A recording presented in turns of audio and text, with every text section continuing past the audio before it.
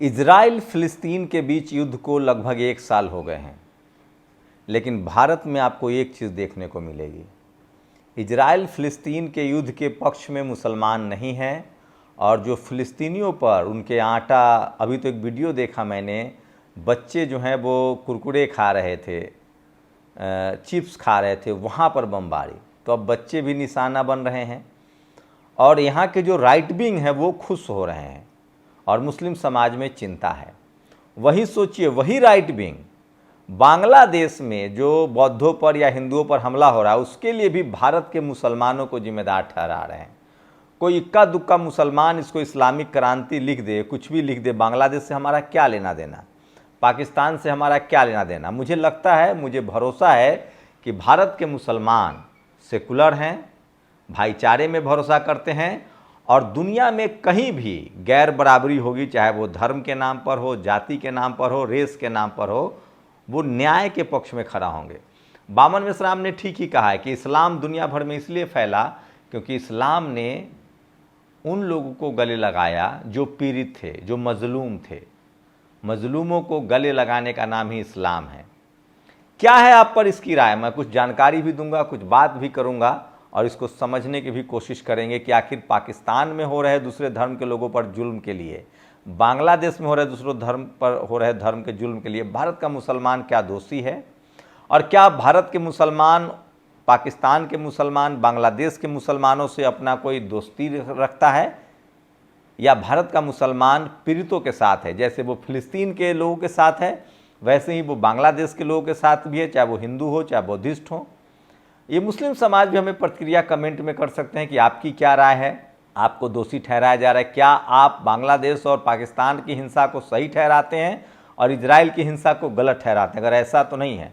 हाँ, एक बात ज़रूर कहूँगा कि मेरा जो निजी अनुभव है, भारत के मुसलमानों में जाति को लेकर डिस्कोर्स नहीं है, और उन्होंने जो अनटचेबिलिटी थी, जो शूद्र अछूत की जो बनाया गया था मुग़लों के पूरे दौर में, कभी भी मुग़लों के पूरे दौर में कर्मकांड के खिलाफ, अंधविश्वास के खिलाफ मुग़ल राजाओं ने कोई इनिशिएटिव नहीं लिया, स्कूल कॉलेज नहीं बनवाए, एजुकेशन का विकास नहीं हुआ, विज्ञान का विकास नहीं हुआ। क्या उसके लिए आज के मुसलमानों को दोषी ठहराया जा सकता है? आज के मुसलमान स्कूल जा रहा है, कॉलेज जा रहा है, और वो विज्ञान में, दवाई में, मेडिसिन में हर जगह तरक्की कर रहे हैं, यहाँ तक कि महिलाएं भी तरक्की कर रही हैं। सवाल है कि हमें देश की तरक्की चाहिए तो सबकी तरक्की ज़रूरी होगी। लेकिन सबसे पहले बात इजराइल और फिलिस्तीन की। नमस्कार, मैं शंभू कुमार सिंह और आप देख रहे हैं नेशनल दस्तक। पूरी दुनिया में इजराइल के खिलाफ जनमत तैयार हो रहा है।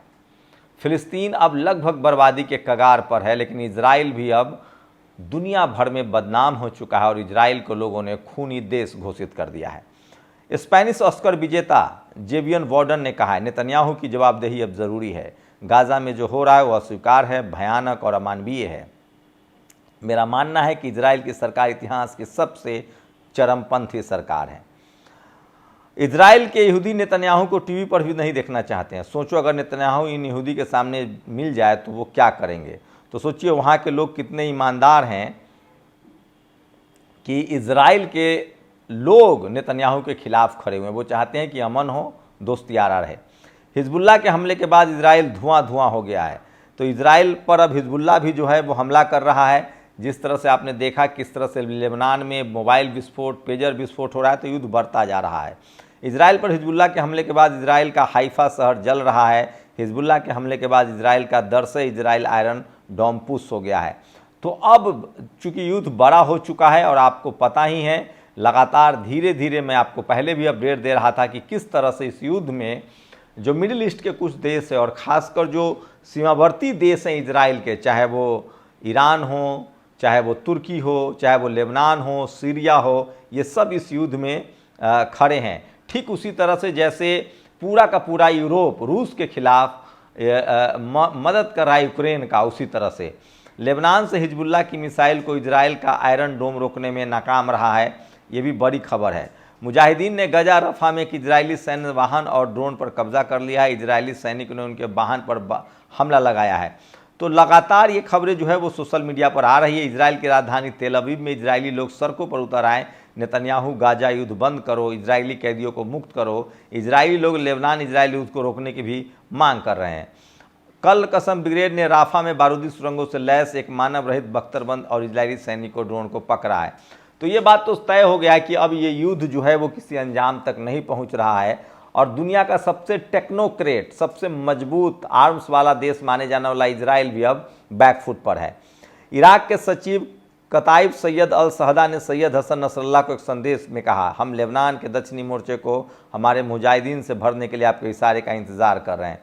तो इस तरह की जो तमाम खबरें हैं वो सोशल मीडिया पर वायरल है और दुनिया में कोई भी, मैं भी देख रहा था, Korea, south Korea, Thailand, Vietnam, दुनिया के हर देश में अब लगातार इजराइल के खिलाफ प्रोटेस्ट हो रहे हैं, लोग शांति बनाए रखने की अपील कर रहे हैं।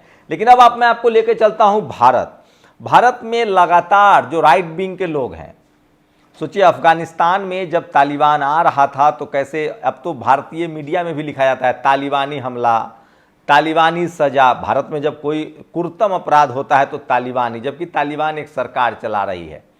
सवाल है कि दुनिया में कहीं भी गैर बराबरी के खिलाफ निंदा हो करना चाहिए।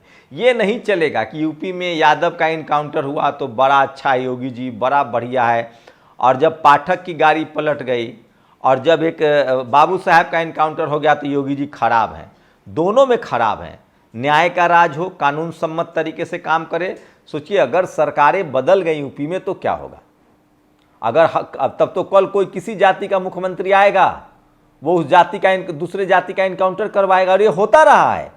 हरियाणा में हुड्डा सरकार जब तक रही तब तक मिर्चपुर होता रहा, लारा की हत्या होती रही। इस देश में दलित, पिछड़े, किसान, अल्पसंख्यक लगातार सरकारी, चूंकि इस देश में मनुवादी, जातिवादी लोगों का कब्जा रहा है हमेशा से, तो इस तरह की घटनाएं होती रही हैं। शिकार कौन होते हैं? हम लोग को न्याय के, खासकर जो गरीब तबका है, जो मजलूम तबका है, उसको कभी भी अन्याय के पक्ष में नहीं खड़ा होना चाहिए, चाहे उसका आदमी ही अन्याय क्यों ना करे। कल कोई दलित, पिछड़ा, आदिवासी सीएम बन जाए, किसान सीएम बन जाए और वो अत्याचार करेगा, मैं उसका भी विरोध करूंगा, क्योंकि कल जब सरकार बदलेगी तो उन पर भी अत्याचार होगा। तो कभी भी गलत को गलत सही मत कहिए, न अपनी जाति की वजह से न धर्म की वजह से। जो गलत है वो गलत है। मेरे साथ गलत हो रहा है तो भी गलत है, आपके साथ गलत हो रहा है तो भी गलत है। यही करने की जरूरत है, तभी दुनिया में इंसानियत बचेगी, मानवता बचेगी। और जब इंसानियत और मानवता बचेगी तभी धर्म बचेगा, तभी जातियां बचेंगी। तो गलत को गलत कहिए। और यही सवाल है, भारत का जो राइट विंग है वो इजराइल जब हमला करता है फिलिस्तीन पर तो वो खुश होते हैं कि बहुत अच्छा हो रहा है, सबक सिखाया जा रहा है। भारत के मुसलमानों पर ताना मारते हैं। और वही जब बांग्लादेश और पाकिस्तान में होता है तो उसके लिए फिर भारतीय मुसलमान को जिम्मेदार मानते हैं। बांग्लादेशी मुसलमान कर रहा है, उसको सबक सिखाना जाना चाहिए, जो आतंकी है, ताई है। इंदिरा गांधी ने 2 टुकड़े किए थे बांग्लादेश पाकिस्तान के, क्योंकि बांग्लादेशी मुसलमानों को मारा जा रहा था, जो पूर्वी पाकिस्तान के लोग थे। पाकिस्तान में भी धर्म के नाम पर हिंसा होती है, आज बांग्लादेश में भी हो रही है। हिंदुओं को, बौद्धों को मारा जा रहा है। मुझे नहीं लगता कि भारत का कोई मुसलमान इसके पक्ष में होगा। मुझे आप कमेंट करके बता, क्या भारत के मुस्लिम बांग्लादेश में जो हिंदू और बौद्धों पर हिंसा हो रही है उसके पक्ष में है? पाकिस्तान पर जो हिंदुओं की हिंसा हो रही है उसके पक्ष में? किसी भी कीमत पर नहीं होंगे। इसलिए बामन मिश्राम कहते हैं कि इस्लाम इसलिए बढ़ा क्योंकि उसने मजलूमों को गले लगाया। मैं फिर कह रहा हूं, भारत के मुसलमानों पर मुझे पूरा भरोसा है। हाँ, मुगलिया दौर में जो गलती हुई है उसको लेकर आप भारतीय मुसलमानों को दोषी नहीं ठहरा सकते। वो राजाओं का दौर था। मैं डेमोक्रेटिक सिस्टम की बात कर रहा हूं। डेमोक्रेसी आने के बाद भारत के मुसलमानों ने डेमोक्रेसी को गले लगाया है। वो बिल्कुल शरीयत का राज नहीं चाहते, वो संवैधानिक राज चाहते हैं। लेकिन रिलीजियस आइडेंटिटी सबकी है। हम सिख हैं, ईसाई हैं, क्रिश्चियन हैं, इस्लाम हैं।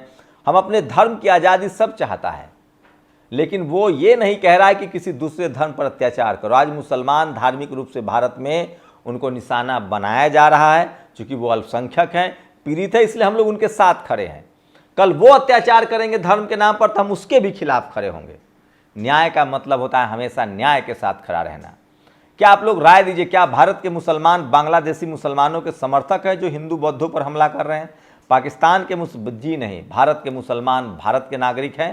वो भारत के संविधान आइन में भरोसा रखते हैं और वो बराबरी के पक्षधर हैं। वो जातिवाद के खिलाफ हैं, मनुवाद के खिलाफ हैं। सबका अपना धर्म है, मजहब है, वो उससे प्यार करता है, उसको मानता है, लेकिन संविधान सबसे ऊपर है।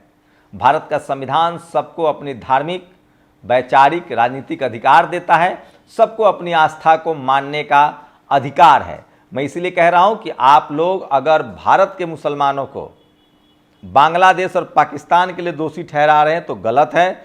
जिस तरह से भारत के मुसलमानों को सिंपैथी है फिलिस्तीन के साथ, उसी तरह से भारत के मुसलमानों को मुझे लगता है कि सिंपैथी है बांग्लादेश के हिंदुओं और बौद्धों के साथ, पाकिस्तान के हिंदुओं के साथ। और जो ऐसे नहीं हैं उन पर कार्रवाई होनी चाहिए। अगर आपको फिलिस्तीन पर हो रही हिंसा से दुख हो रहा है, दर्द हो रहा है, तो बांग्लादेश में भी हो रही हिंसा से दुख दर्द होना चाहिए। और यही फर्क करता है राइट विंग और मुसलमानों में।